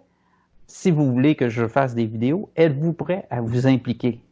Et c'est le niveau d'implication des gens qui va faire en sorte que je vais décider d'en faire ou pas. Parce que, Richard, je te l'ai souvent dit en privé, moi, je cours pas après ça. J'ai d'autres projets d'entreprise, j'ai 2 autres projets d'entreprise. Je suis en train de préparer mon départ du Québec. Tu le sais, quand tu es venu chez nous au mois de février pour ta présentation au souper ufologique de Yann Vadnet, qui un jour reviendront, je suis certain, avec le Garpin. Alors, je t'avais montré mon tableau de ce que je préparais. Et puis là, je suis en train de le mettre en place durant que la crise, que tout est arrêté. Ben, moi, je pousse mes pions pour faire avancer mes projets. Donc, moi, je suis bien prêt à faire un petit peu de chroniques, des chroniques sur YouTube occasionnelles ou avec une fréquence X, mais ça prendra votre implication. Puis moi, Richard, je te souhaite que les gens continuent de te soutenir parce que je sais que c'est difficile d'avoir le support financier. Et puis, tu lâches pas. À chaque mois, tu mets tes chroniques dans ton club créé. Puis là, tu as un événement important qui s'en vient, qui est une autre façon pour toi de te financer. Et puis, j'espère que les gens... Et aussi de me permettre d'amener des gens vraiment intéressés à entendre les choses concernant, je dis, la spiritualisation de notre monde, de notre humanité, encore mieux. Alors, spiritualisation de notre humanité, le samedi 11 avril prochain, ça va être par Internet seulement. Mes invités, il y en a qui auront fait déjà des enregistrements d'une conférence magistrale, suivie d'un direct avec le public qui aurait des questions à poser par le chat, là, le clavardage, pour qu'on soit en contact, que ce soit très dynamique cette rencontre-là, cette journée-là. Ça va être un premier congrès qu'on va faire strictement par Internet. On oublie ça d'aller à la salle de conférence et tout ça, là, même si la chose va sembler s'améliorer notre condition à tout le monde au Québec, mais on va rester dans les normes pour le moment, là, c'est sur Internet seulement. Moi, je te remercie beaucoup, Jean. Tu as été très généreux d'informations de ton point de vue, c'est très important. Je pense que, je sais pas si tu connais très bien QAnon aux États-Unis puis tous les autres, mais ici Bien au sûr. Québec, on en a un qui a pris le nom de Radio-Québec. Tu sais, dans le temps, avant que ce soit Télé-Québec, ça s'appelait Radio-Québec, c'est tombé Ben oui. dans le vent, et il a ramassé le nom de Radio-Québec. Fait que Radio-Québec sur YouTube, je sais pas si tu le connais, si tu l'as déjà Alexis vu. Cossette, bien sûr, bien sûr. Et puis, Exactement. on en a déjà glissé un mot dans une des émissions. Et puis, moi, je t'avais dit que dans ce qu'il fait, il le fait très bien. Oui, Et puis, moi, je te dirais, dans l'ensemble, j'abonde avec ce qu'il dit. On a des petites nuances. Et j'ai même entendu dire qu'on se retrouverait peut-être les deux en ondes sur une certaine émission de radio au mois d'avril. Avec Dans la même émission. avec Carole Lauger. Oui, je veux pas voler leur scoop, mais Non, en tout cas, mais on sera juste 3000 personnes à le savoir, là. Fait que ouais, surveillez ça, c'est supposé d'arriver au mois d'avril. ouais, si évidemment tout s'envenime pas, puis ça devrait aller mieux, de mieux en Alors, mieux. toi, est-ce que tu faisais référence au fameux blocage de l'Internet, là, quand tu voulais parler de QAnon? Bon, c'est sûr que Alexis Cossette, justement, de Radio-Québec, a laissé entendre à la toute fin du message qu'il a fait dans cette semaine, là, qui vient de se terminer, qu'il sentait venir la fin d'Internet, la fin de ses émissions. Moi, je sens que ça va être la même chose pour moi, évidemment. Il n'y aura pas de passe-droit pour tous ceux qui sont un peu marginaux, parce que surtout, si on a fait l'éloge de la chloroquine, hey, on était des satans, là, parce qu'on dévoilait quelque chose qui n'était pas prévu dans le plan, là, d'aller dire la chloroquine, ça réglerait le problème. Alors, s'ils nous voient comme des adversaires dans ce qu'ils ont projeté de faire, car moi je dis que la guerre n'est pas terminée, c'était la première phase, ils vont faire d'autres attaques de d'autres manières, j'en ai nommé plusieurs tantôt. Là. Alors, on verra comment ça va se tourner tout ça, parce que lui pense que même dans la nuit du 29 au 30 mars, il y aurait un shutdown. Ça, c'est ce que QAnon annonce et il a repris Ouais. ça. Et puis, je pense, j'ai pas écouté cette émission-là, j'en ai écouté plusieurs dernièrement, et qui l'a très bien fait d'ailleurs. Il a été très, Ouais. très, très bon. Sans avoir vu l'émission, ce que je crois qu'il a fait, c'est reprendre les propos de QAnon, qui annonce 2 semaines qui appelle de noirceur. Alors, QAnon dit qu'on est dans la tempête et qu'il y aura 2 semaines de noirceur où il y aura pas d'Internet et les communications, même téléphoniques et autres, seront réduites, sinon éliminées. Ma réaction suite à ça, j'en doute. J'en doute parce que au cours des derniers mois, QAnon a été le mouvement QAnon, parce que c'est pas une personne, là, mais le mouvement QAnon en a échappé. Et ils ont fait plusieurs erreurs. Oui, Alors, si cette affaire-là arrivait, n'ayez crainte. N'ayez crainte et sachez que c'est ça qui se passe. Et qu'il y a une opération de nettoyage qui se passe. Et puis, souhaitez juste que c'est la bonne opération de nettoyage, parce que c'est ça qu'il faut être prudent avec QAnon. Parce que de qui est d'allégeance QAnon, alors là, il y a tout un débat là-dessus, puis que ça me tente pas d'ouvrir aujourd'hui. Okay. Et c'est là que moi, j'ai mes réserves. Mais en tout cas, alors, ne soyez pas inquiets si jamais ça arrive. Sachez que ça va durer 2 semaines, exactement jour pour jour. À partir du moment que ça commencera, ça sera 2 semaines. Et puis, moi, je suis optimiste. Non, je ne crois pas que ça va arriver. parce que d'ici là, les résultats des 10 000 personnes testées vont commencer à sortir. Et un des principaux artisans publics était le docteur F, le docteur qui est toujours avec Fauci, qui est toujours avec Donald Trump, qu'on essayait toujours de mettre en opposition avec Donald Trump, a lui-même dit hier, tout comme le médecin britannique, qu'ils ont publié je crois que c'est dans le journal Nature, mais là je suis pas sûr, prenez-moi pas là-dessus, là, allez voir mon fil Telegram, j'ai mis l'article, et ils ont revisé le nombre de décès anticipés, et il a admis que possiblement le taux de décès n'est pas plus élevé que celui de la grippe normale qu'on a normalement saisonnière, et qu'il serait inférieur à celui du dernier SRAS. Et ça, c'est publié dans une revue scientifique. Alors, moi, c'est pour ça que je vous dis, le vent tourne, et le virus ne nous revient pas sur nous quand le vent tourne. Le vent tourne, et il tourne en notre faveur, et vous allez voir, les choses vont bien aller. Ils vont bien aller, et moi, je vous laisse là-dessus, puis on se reverra dans 2 ou 3 semaines, ou je sais pas quand. Et puis, on en reparlera. Et puis, vous savez, j'ai pas un gros ego. Si j'ai tort, je vous dirai que j'ai eu tort, mais je suis très confiant que les choses vont dans la bonne direction. On n'a pas eu de guerre. Excuse-moi, Richard. On n'a pas eu de guerre en Corée. On n'a pas eu de guerre en Syrie. On n'a pas eu de guerre en Iran. On n'a pas eu de guerre avec la Russie. Et puis, Donald Trump n'a pas été destitué. Et il n'a pas été assassiné. Alors, je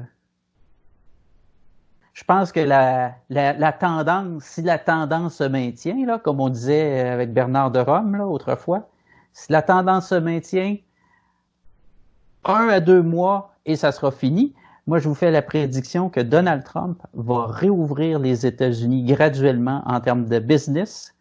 Il n'y aura que New York, Los Angeles, Chicago et Seattle qui vont rouvrir plus tranquillement et le reste va s'ouvrir très, très, très rapidement. Dès qu'on aura établi le succès de la chloroquine et des 10 000 cas et qu'on aura dit ça fonctionne, on va prendre les études françaises qui disent que ça peut être utilisé à fin prophylactique, donc pour prévenir. Il y a un test aux États-Unis pour savoir qui a eu le coronavirus et qui a développé les antivirus qui est dans leur corps, et il y a un autre test personnel, ce sont 2 tests qu'on peut s'auto-donner, là, s'auto-faire. On passe le petit bâton dans la bouche, on met ça dans la petite bouteille, on ferme ça, puis on leur donne. Et tout ça, c'est ça en moins de 48 heures, et c'est fiable. Et c'est le problème des tests qui venaient de la Chine, ils n'étaient pas fiables. 50% de faux positifs. Et c'est pour ça qu'en Chine, en Italie, pas en Chine, en Espagne et en Italie, ils ont eu autant de problèmes. Alors là, il y a un nouveau test en Europe avec une petite goutte de sang. Aux États-Unis, on passe ça, et puis les gens vont être capables de savoir ceux qui l'ont et ceux qui ont les anticorps.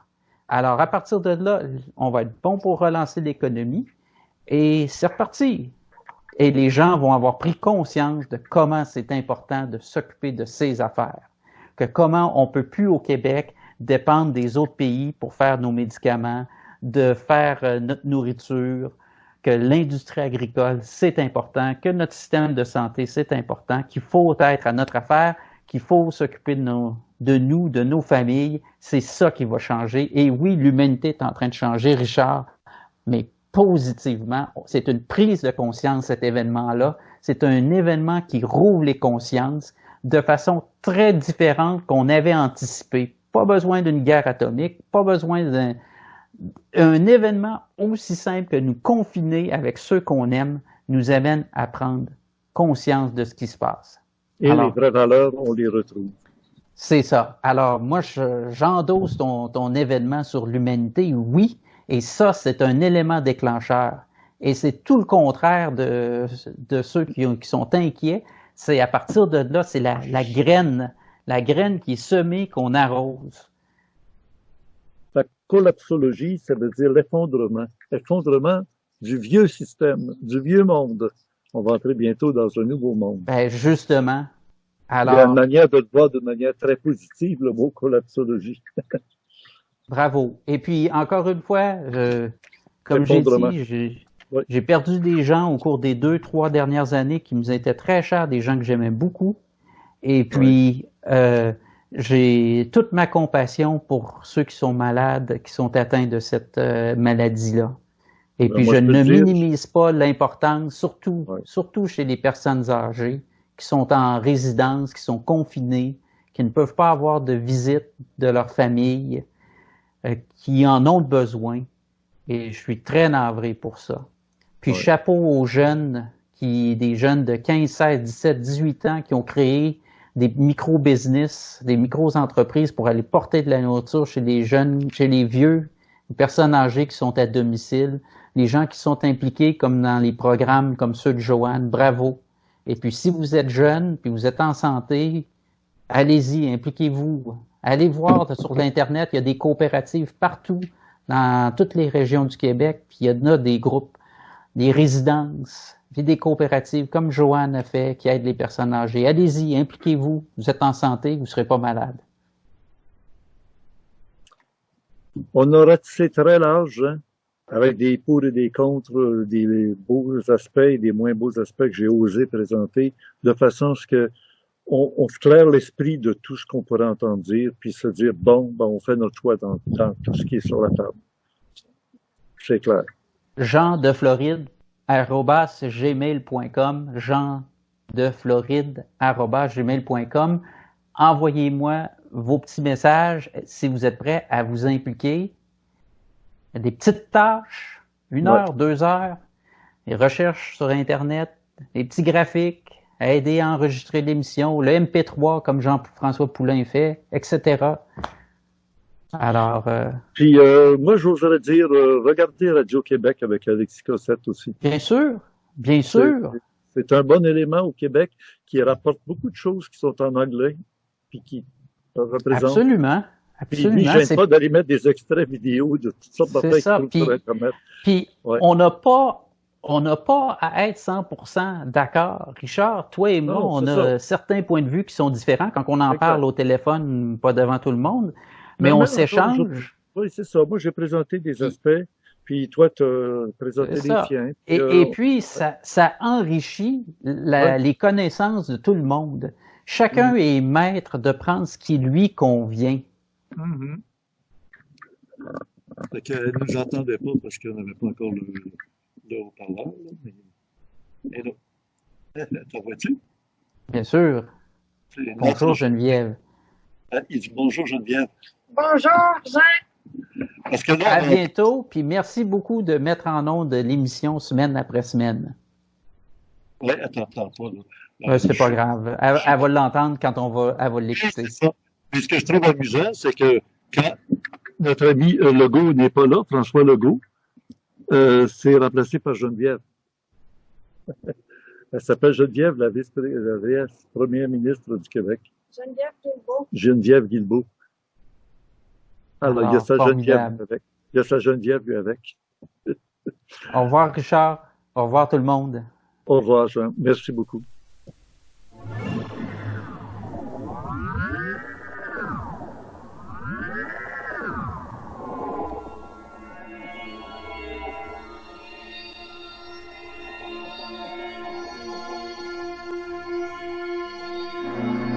Alors voilà, nous avons profité du beau temps de la fin du mois de mars pour enregistrer cette émission à l'extérieur, samedi le 28 mars 2020 pour le numéro 13. La conception, animation et montage de ce vidéo-randia, Richard Glenn, directement de Mont-Saint-Hilaire.